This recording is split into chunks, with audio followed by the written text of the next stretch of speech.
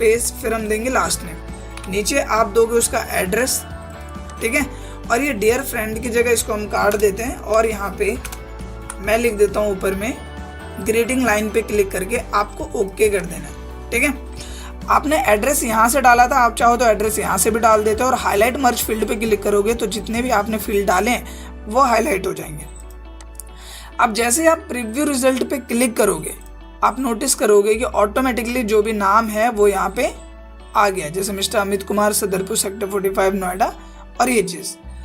अब लास्ट चीज़ हमें क्या करनी है, लास्ट चीज़ ये करनी है फिनिश एंड मर्ज पे जाना है और एडिट इंडिविजुअल पे क्लिक करना है और मुझे यहाँ पे करना है सिर्फ ओके, ऑल सेलेक्ट होना चाहिए और करना है ओके।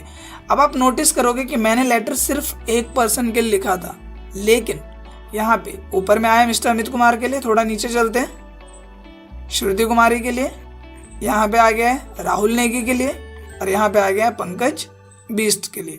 तो इस तरीके से लेटर लिखा था मैंने सिर्फ एक पर्सन के लिए, लेकिन वही जो लेटर है वो यहाँ पे जितने भी लोगों की लिस्ट मैंने तैयार की है ऑटोमेटिकली वहाँ पे सबके लिए एक एक लेटर तैयार हो जाएगा।